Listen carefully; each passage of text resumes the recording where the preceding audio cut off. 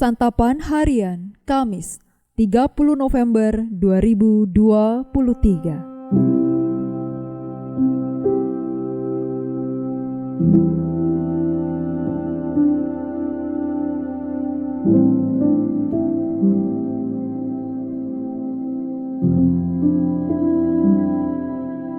Inilah program Santapan Harian, sebuah program yang mengajak Anda menelusuri isi Alkitab, agar Anda menemukan makna firman Tuhan sesuai dengan konteksnya.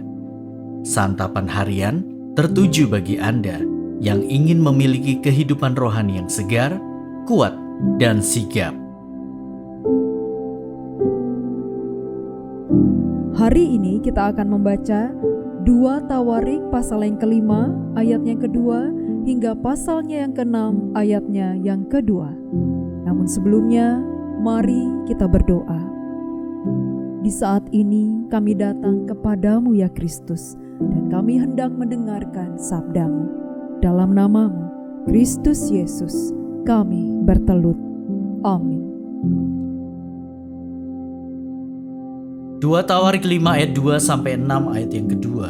Pada waktu itu Salomo menyuruh para tua-tua Israel dan semua kepala suku, para pemimpin puak orang Israel berkumpul di Yerusalem untuk mengangkut tabut perjanjian Tuhan dari kota Daud, yaitu Sion. Maka pada hari raya di bulan ke-7 berkumpullah di hadapan raja semua orang Israel. Setelah semua tua-tua orang Israel datang, maka orang-orang Lewi mengangkat tabut itu. Mereka mengangkut tabut itu dan kemah pertemuan dan segala barang kudus yang ada dalam kemah itu. Semuanya itu diangkut oleh imam-imam dan orang-orang Lewi. Tetapi Raja Salomo dan segenap umat Israel yang sudah berkumpul di hadapannya berdiri di depan tabut itu dan mempersembahkan kambing, domba, dan lembu sapi yang tidak terhitung dan tidak terbilang banyaknya. Kemudian imam-imam membawa tabut perjanjian Tuhan itu ke tempatnya di ruang belakang rumah itu, di tempat Maha Kudus, tepat di bawah sayap kerup-kerup. Jadi kerup-kerup itu mengembangkan kedua sayapnya di atas tempat tabut itu, sehingga kerup-kerup itu menudungi tabut serta kayu-kayu pengusungnya dari atas. Kayu-kayu pengusung itu demikian panjangnya, sehingga ujungnya kelihatan dari tempat kudus yang di depan ruang belakang itu, tetapi tidak kelihatan dari luar, dan disitulah tempatnya sampai hari ini. Dalam tabut itu tidak ada apa-apa selain dari kedua loh yang ditaruh Musa ke dalamnya di Gunung Horeb, ketika Tuhan mengikat perjanjian dengan orang Israel pada waktu perjalanan mereka keluar dari Mesir. Lalu para imam keluar dari tempat kudus. Para imam yang ada pada waktu itu semuanya telah menguduskan diri, lepas dari giliran rombongan masing-masing. Demikian pula para penyanyi orang Lewi semuanya hadir, yakni Asaf, Heman, Yedutun, beserta anak-anak dan saudara-saudaranya. Mereka berdiri di sebelah timur mezbah, berpakaian lenan halus dan dengan ceracap, gambus, dan kecapingnya, bersama-sama 120 imam peniup nafiri.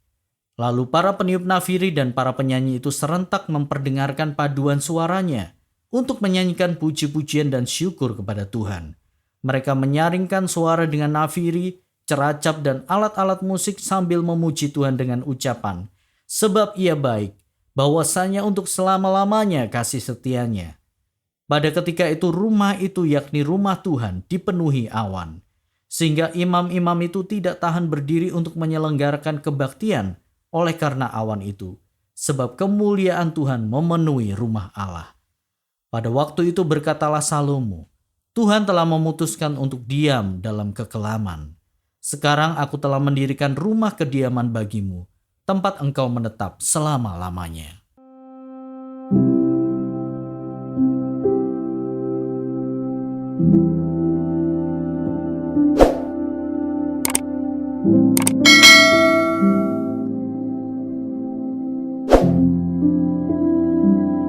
Sahabat Santapan Harian, di dalam tabut perjanjian tersimpan 2 loh batu.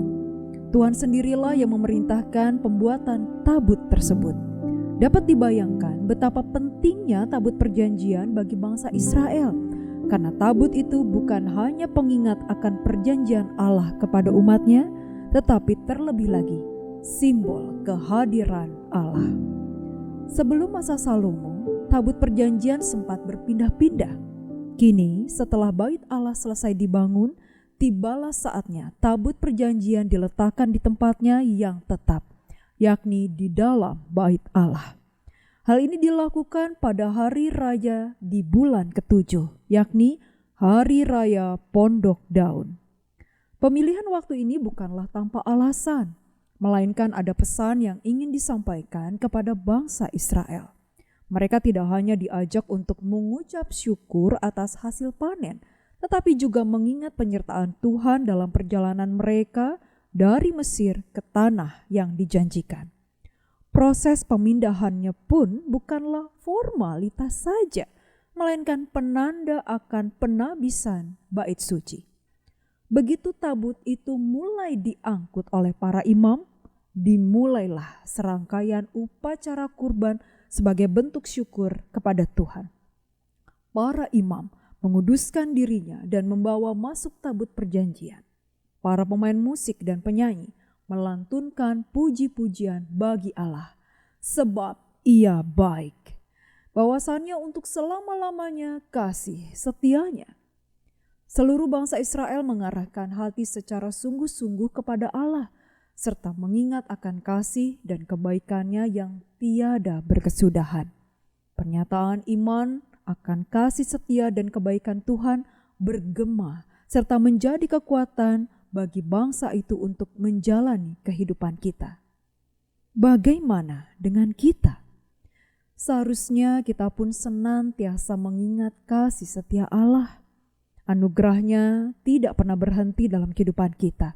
Sekalipun hidup ini tidak mudah, kiranya kita dapat terus bersaksi akan kasih-Nya. Ingatan akan kebaikan serta kesetiaan Allah itulah yang senantiasa memampukan kita untuk menghadapi tantangan yang datang silih berganti. Mari kita berdoa. Bapa Surgawi, kami berdiam diri sejenak untuk mengingat-ingat segala yang kami miliki di dalam Engkau. Beri kami mata untuk melihat berkat pemeliharaan-Mu dan tolong kami untuk mengingat setiap kebaikan yang telah Engkau berikan kepada kami. Di dalam kasih-Mu Kristus Yesus, kami berdoa. Amin.